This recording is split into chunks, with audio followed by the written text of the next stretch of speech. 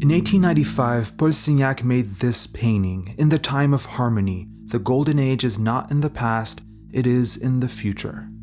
This painting, however harmless and peaceful it may look, is a powerful work of propaganda. Indeed, this painting had to be censored by Signac himself. It was originally titled In the Time of Anarchy. Why did Signac change his artwork's title? To answer this question, we must first look at the painting itself. If it makes you think of a Sunday afternoon on the island of La Grande Jatte, then you'll understand that both Seurat and Signac worked in close proximity. They both developed the technique now known as Pointillism. More on that later. In the Time of Harmony shows us a peaceful landscape where people read, paint, feed their children, play sports, where people love. In the background, you see people dancing next to a tractor. If our analysis of this painting was limited to its second title, In the Time of Harmony, then we'd have to agree that this landscape represents harmony. A time when people will be free, live without conflict, and just be happy. But this would be a pretty superficial analysis of the scene, a safe analysis as it doesn't imply any political engagement, just the fact that harmony and peace is good. Of course, Signac is representing freedom, happiness, and harmony, and he is saying that these are good, but to what ends? Why does he do it? If we all agree that we should strive towards a time of harmony, what's the point of advocating for it? Well, this is where the original title of the painting is deeply relevant. This isn't only in the time of harmony, but in the time of anarchy. Before going any further, before analyzing this painting through the lens of anarchism as Signac originally intended it to be, let's first talk about anarchism. If your conception of what anarchy is boils down to chaos, destruction, and lawlessness, then you might be confused that this is Signac's anarchy. These two conceptions are quite radically opposite and both can't be true at the same time. But to put simply, no, anarchists don't fight for chaos, they fight for harmony, as Signac brilliantly illustrated. In a nutshell, anarchism fights for harmony by eliminating any forms of illegitimate authority, among which are racial, sexual, economical, and political hierarchies. The idea is that these hierarchies don't prevent chaos, but maintain it. Order, as defended by systems of power, doesn't stand against chaos, but perpetuates it by holding on to hierarchy. When some people hold significantly more power than others, then this inevitably creates conflict and tension. In a word, chaos. Anarchism fights for collaboration over competition, for solidarity over independency. It both puts an extreme importance on collectivities, but also on individuals, as both aren't opposites. As anarchist thinker Enrico Malatesta put it, solidarity, that is the harmony of interests and of feelings, the coming together of individuals for the well-being of all, and of all for the well-being of each, is the only environment in which man can express his personality and achieve his optimum development and enjoy the greatest possible well-being. The idea is that every individual can only prosper through an engaging and prosperous community, and that the emancipation of people will come with the emancipation of the group. And this concept is intimately linked with the very way Seurat and Signac painted. Pointillism can be seen as an anarchistic mode of expression. Like many other neo-impressionists, both Seurat and Signac were anarchists.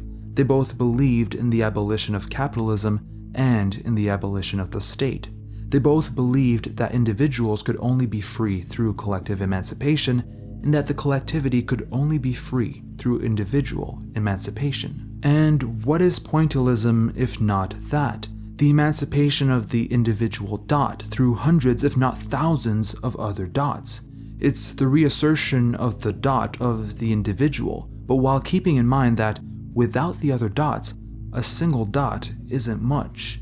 The collective, the canvas, can only thrive through every single dot and their individual colors, and the dot can only be more than just a dot through the collective. Now let's go back to In the Time of Anarchy. This peaceful landscape is actually filled with anarchist symbols. The man picking fruit from a tree not only symbolizes prosperity, but also that the tree doesn't belong to anyone. Nobody will stop him under the pretense that this tree is theirs. The abolition of private property is essential to the Time of Anarchy, as private property itself creates chaos. If you want to learn more about that, check out my video on Basquiat's defacement. Under the man picking fruit is a man reading, perhaps symbolizing freedom of thought and ideas, but also the idea that without the constant and exhausting necessity to work for a capitalist, people might have more time and more energy to educate themselves.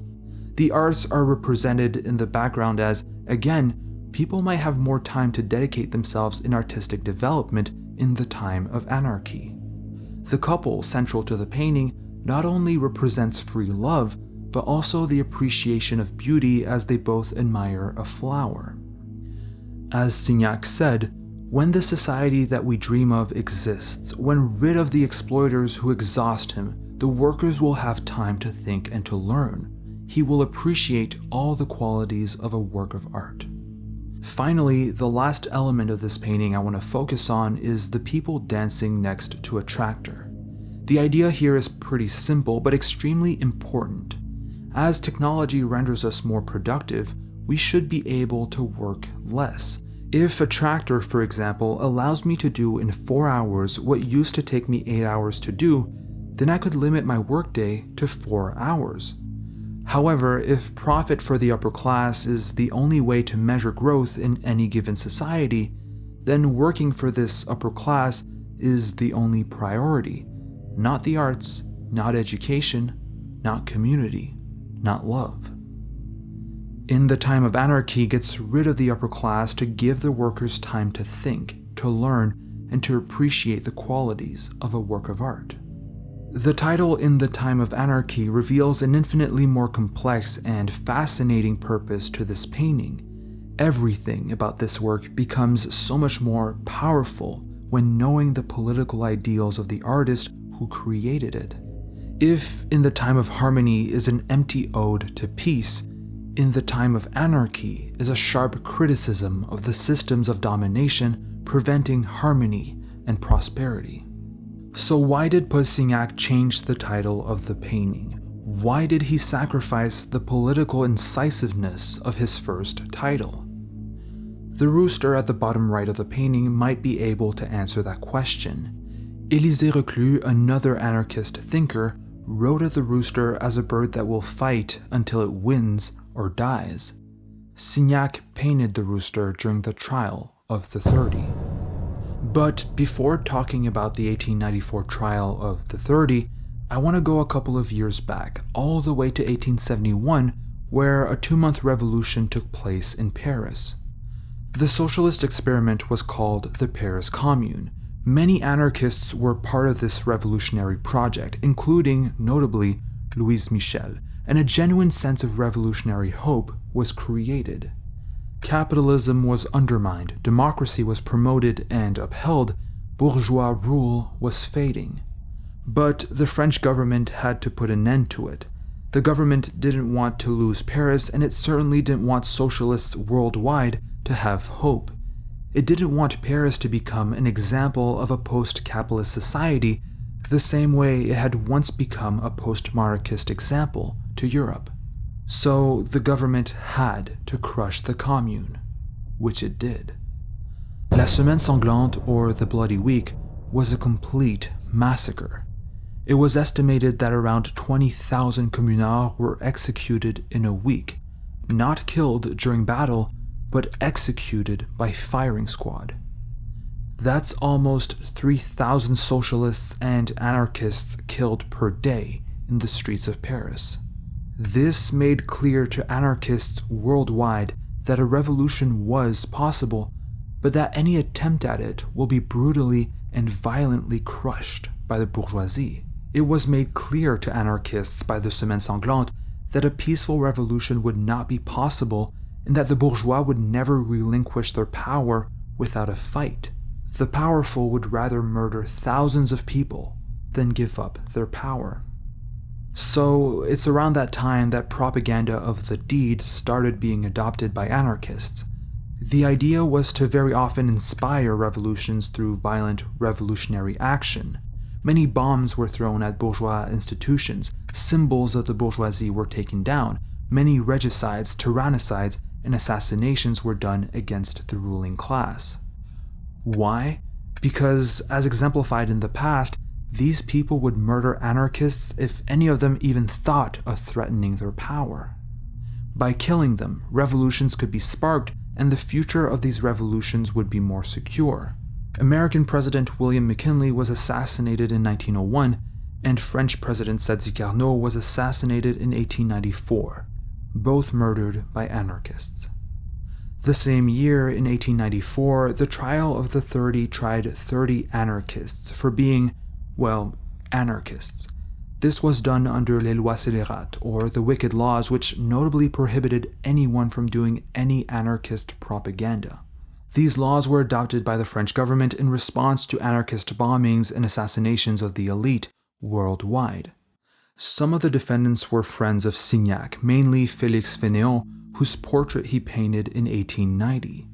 So why did Signac change the title of his painting?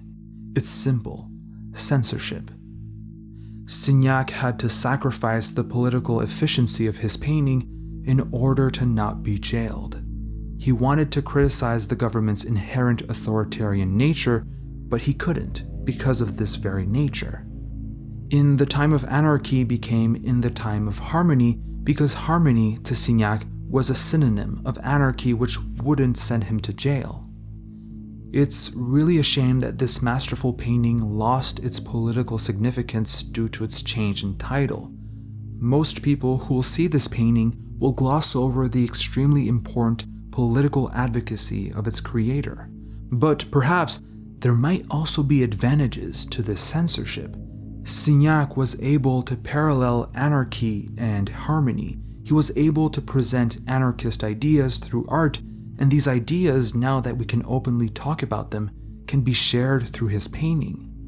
We can talk about how these ideas were so dangerous to the ruling class that they had to censor them. We can talk about how some artists believed in these ideas enough to put their lives on the line to paint them.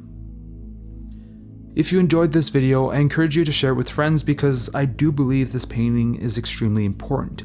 Also, I made a whole video going through the process of making this very essay, so check it out if you're interested.